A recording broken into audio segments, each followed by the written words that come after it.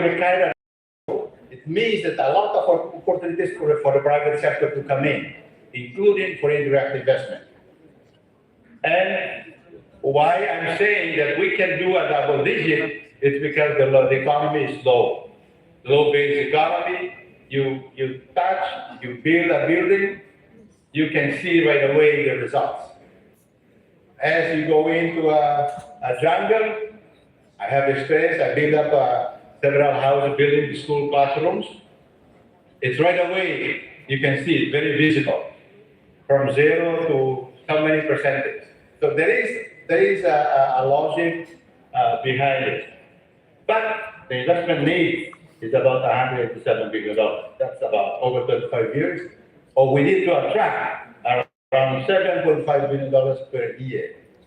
I don't know I hope the MOUs that have been signed yesterday, saya ministro, benar tama mai dia tama ya grupo ida na 7.5 na para we start building on that. As how many as it is building around that and building on that basis. So I happen to sit next to a management of a bank or management of a construction company said, saya dari Indonesia tapi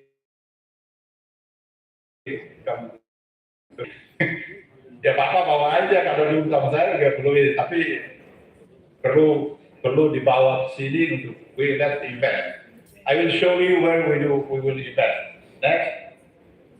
Now, the strategy behind this thinking of Vision 2050, if you see what has happened, I think the central bank was giving to you reality check what was happening there, but I think we should be creating 3 global urban centers over the coming 25 years. Yeah. One is in the east, southeastern part, which happened to be myself coming from that area. And then Metro Dili, Bomonar border city, close to Pak Gubernur punya kawasan itu di perbatasan. So having these 3 targeting specifically doing along and attracting more investors to come in, and then the government start to on the 1st of August, I was talking about to the government and then private sector and academics on the 1st of August to have a development bank of Timor-Leste. What I emphasize, the development bank is important to the risk region. Dapat bahannya pakai lebih komersial bank komersial sedang bahannya bank bisa golong bau. To the risk sector, sektor agrikultura lebih risiko komersial bank komersial sedang bertangan tidak tanggung. But I also would like to invite other investors who I will not say have enough guts, but can see the opportunity to seize the opportunity right at the beginning. So you were there at the beginning, and at the time when things evolve, you are already settling pretty, you're enjoying the results. So that could be one of the ways we can do, not only for the government, but also for investors. And then the second point is about the key strategic sectors. My colleagues, since yesterday, we've been talking about agriculture, services, manufacturing. I on purpose to highlight in green, just to say where we are now. We're talking in a forum where it's sponsored by Ministry of Commerce and Industry. I understand sometimes and many times that there are ministerial discussions. Sometimes some say, yes, I might be taken over by one ministry, the other one taken over by the other ministry. But the bottom line, there are a lot of areas that even within just the industrial sector, a lot of opportunities that can be tapped on. I'm saying this because I'm doing a little bit of also a small real estate, and I see a lot is just of doing it. We should be doing also digital. We look at Indonesia. Indonesia was mentioned about the digital is becoming big. Oil and gas, but then later on we need to transition into green energy. Also, this is also big in the future at the global level, at the regional, maybe ASEAN, and also Timor-Leste. We need to tap into that. And I hope that our colleagues in this room can come in and then do along with that. And then three enabling sectors. Infrastructure, of course, government needs to step into it. Sometimes you commercialize a toll road, that's supposed to be okay too. Governmental, can you go back? Governance means that licensing, addressing licensing issues, fastening things, bureaucratic hurdles, red tape. We have to battle very classical issues, not only us, but I think across the globe in developing countries, including us, we are facing this. But how the government moves, these are the things that industry, Ministry of Industry and Commerce can do. Human capital, we can contribute. I can contribute at personal level because we are doing university. We can contribute at personal level for developing the human capital. One of the examples is that outside, I don't know how many of you that were able to go out the hills from here to Cristo Rey. But beyond Cristo Rey, beaches are very beautiful, but nothing's there. I built up a cruise there. The roads were not good at that time, but now the roads are coming in. Right, so it could be taking about a couple, 5-10 minutes from one side to the other side because the improvement of the roads are there. So this just shows that the complementary of private initiative with the public. Sometimes private see, public doesn't see. Private move first, and then public see. Public will invest first, especially in the infrastructure area. So, can you go back? So, in other words, governance is government. Private cannot get into that side. But human capital can be shared, or in some time, human capital, private sector can do probably better.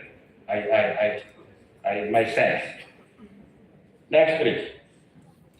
So to put into a map of Timor-Leste, these are the three regions that I was talking about.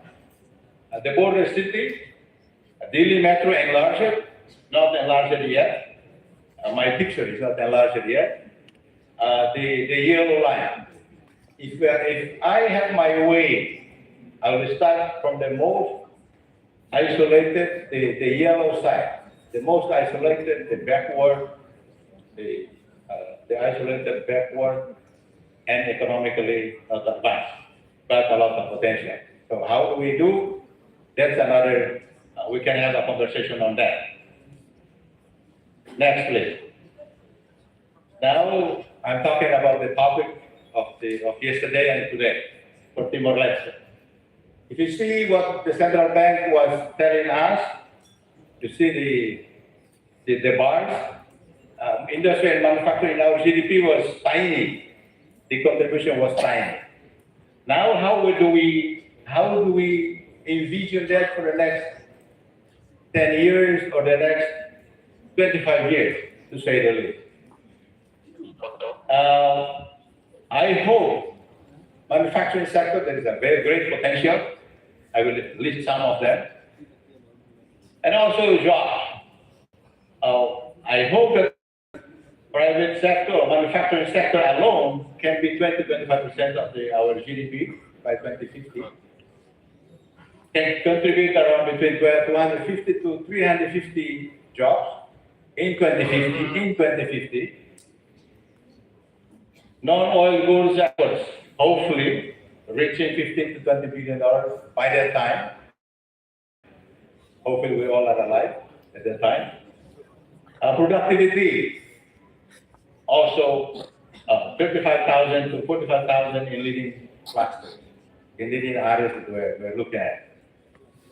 And next, now I will say this is at the phase how we get there, but I will not elaborate on this. I'll just show first phase one, next phase two. If we do phase one, probably going to agri-processing like agricultural equipment. Probably that's the phase one for Timor-Leste at this stage. But there are also construction inputs, cement, blocks, rebars, basic, ready mix. So those are the things that can be done in phase one at the starting phase of our industrialization process. Simple assembly, solar kits, bicycles, furniture, yeah. The small you put together, I think we can pull off some. And then the enablers, utilities to first zones, custom single window. Single window we've been talking a lot. ASEAN being member of ASEAN, those who engage in ASEAN discussions, single window, we've been talking a lot about those. The second phase, it's a little bit more advanced. That's about, we're talking about 5 to 10 years from now, or 10 years to 15 years from now. I guess there, but I don't think I have enough time to go over that. Next, please. Green tech, this is beyond, after 2040 to 2050. Medical devices like advanced agricultural, agri-food, functional food, extract, specialty coffee, etc. That will be beyond after 20, somewhere between 2040 to 2050. Marine and repair, boat building. But I think we already started with something with boat building around Lalea area, which is, we jump straight into the phase 3 in my concept, but it's already started with Japan, I guess. Research and development, integration, and design. This is something that can be done all the time and every time, all the time and every time, because innovations cannot be stopped, but the thinking, the process always continue. Next, please. Now, the zones that I was talking about, global city, Lekidara global city, we need to do a special economic zone. China, if we look into what China has done, they also started from a special economic zone. Shenzhen, Chengdu, and Moroto. Indonesia started with some special economic zones as well. I think Cambodia is doing it right now, many of them. So there are a lot of lessons to be learned from. If you cannot tackle the whole country, if it's big, but talking about Timor-Leste is a bit smaller than Cambodia and Laos, we're the second smallest country in ASEAN, because behind Timor-Leste is Brunei. If we cannot tackle the whole country because it's hilly, the geography, topography is hilly, we cannot tackle all together. We do 3 areas first. That's what I call Watulari, Watkarabagi, Leomar, 4 sub-districts, isolated, backward, but very potential. And the Dili Liksa corridor, this is where we are now. I think we can develop this area all the way to Likisar, Metro Dili, all inclusive. Probably we have to leave a little bit aside at the probably. Boconaro, which is close to the, which is in the border actually, share the border with the NTT and TT, garment, footwear, electronics assemblies, plug and play factories, etc. This is a wish list. I would like to repeat, this is a wish list. But I think they can be doable. They can doable with our concerted efforts, Timor-Leste, together with our partners. Not only us, but one example that we may do is partnering with West Timor or Timor Barat to do a border city. I think they're developing Atambua atau apa di sebelah sana. Kita di sini kita bangun di sebelah kita. I think can be done together in a way for the border city. Next, please. This is some of the indicators that we like to achieve. Again, a wish list, a vision. We hope that it can be materialized sometime, but we have to do a lot of work. Next. Now the enabling sectors. Infrastructure. We have to do power, we have to do water, we have to do logistics, we have to do land. One of the main constraints that we all facing in Timor-Leste, discussions almost becoming classic, is that when we get over with the land titling. This is a country of 15,000 kilometers squares. Main cities, if we start from the three cities that I was talking about, maybe we start to tackling very seriously or very work tirelessly on tackling the land title. And then the logistics, water is very potential, power of course, I think power is already there. So supply of power is already maybe a bit expensive here compared to ASEAN, but I think it's 90-something% already. So in a way, now you work towards the power efficiency to the level of how you produce more efficient power provision. And then governance and delivery. I would like so, Minister of Industry and Commerce, start something like Industrial Development Authority or something as a product of this expo. Policy Act, of course, putting together the Policy Act. Green's list of KPIs, especially in power, customs, and permits. Human capital. This is something that we can contribute. Universities, we can contribute. We train our youngsters better in the coming years, 4 or 5 years. If we start training them, probably in 4 or 5 years, they will be going to the markets. So it's a continuing effort over several periods. I think we can handle, we can address that. My peers in Timor-Leste, we are together with about 19 universities and institutes of higher education. If we do our jobs properly, human capital development, we can help to address that part. Next, please. Now, no. Immediate first steps. My suggestion to the government, this is the government of Timor-Leste,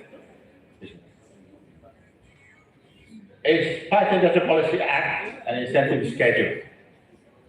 Yeah, on the paper level, the paper level, but have to do a lot of work. Special economic zone operator. I wish we can look beyond Dili to develop most backward part, not very easily accessible, but providing a lot of opportunities for growth.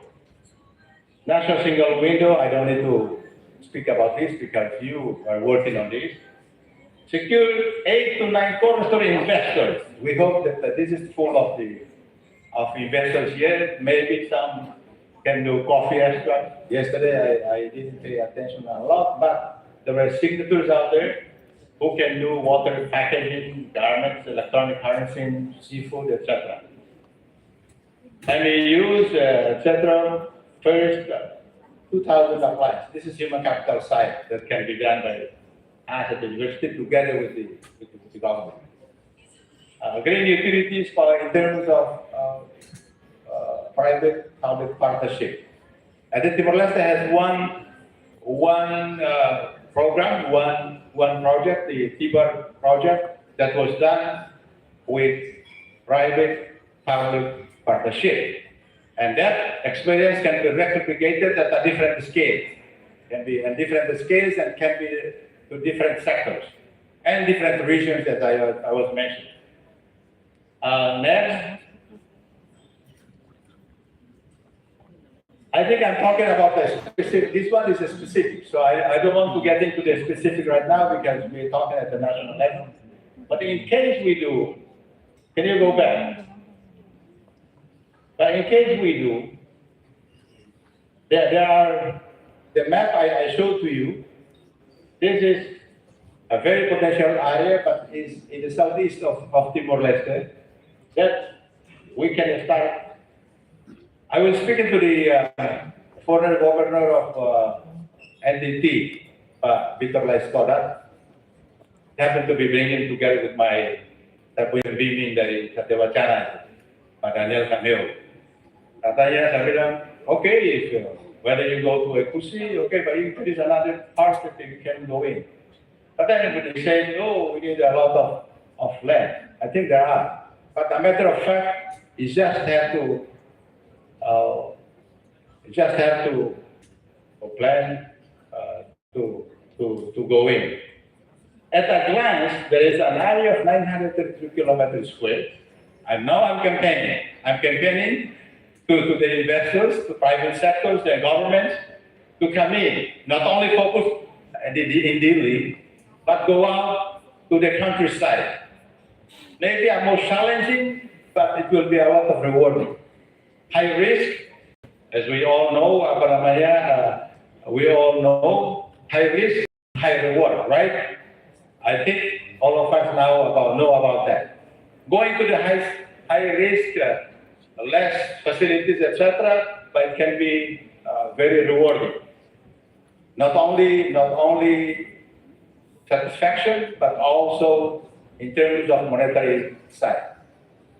A population currently is 45,000, based in Timor-Leste. This is the great opportunity. Based in Timor-Leste and connect to Darwin, Australia, right away with Indian and Pacific Oceans. So doing deep water port will be a very good.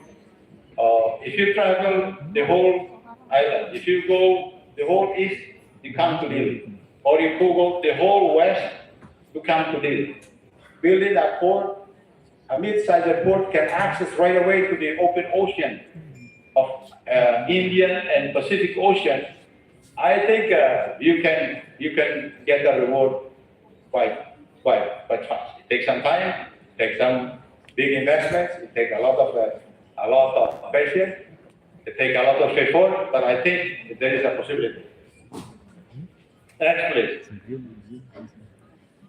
This is next. We can road to open isolation. The characteristics of a special area. Next. Headline target to GDP. If we take one area, we can do the southeastern part, we can do Delhi, just Delhi alone, we can do just Bobonaro alone, and bring it up. Now, we have experience of doing Okusi alone already there, facilities are there, but only to the point of government coming to invest. I think it's about $700 million or a little bit above. The missing part of the Okusi model is that the private sector doesn't come. The foreign direct investment doesn't come. We will like, if we replicate it again, Prime Minister is talking about the southern coast, we need to bring along the notion of bringing along the private sector so that they can do the things that the government cannot do, or is very slow to do, or it is not efficient to do. That is the private sector. So, Okusi model minus the private sector after several years in operation. So if we would like to do another one or another couple of them again, probably we think to bring along right at the beginning the private sector. We need to listen. What do they want? How do they make money? We're not asking them to give us money as private, but how do you make money to recoup your investment? Think about we plan about the next city in the coming years. Next, please. So my conclusions will be, target population, of course, will be 5 million. I think we need to get, I talked to my wife, I shared with my wife working with the UN Fund for Population, and he said, João, you're talking about something that goes against what I'm doing at the UNFPA. My job is to reduce the number of people to all be healthy. But I'm talking is economically to have create its own market, its own dynamic. From 1.4, I think it's not enough. We need to bring it up to at least 5 million people, so that the dynamic, the market can be promoted in that, can grow in that sense. 3 urban sectors, 5 strategic sectors, and we can start with 1. I am planning to also open up a school of agriculture in this area that is Liquidera Global City. So that's our first initiative. And then let's see how it rolls in the coming times, or maybe next expos, etc. Things can roll from there. Next, I think that's all I can share with you today. I hope that if you were with me dreaming, sleeping by dreaming, please wake up. Thank you very much.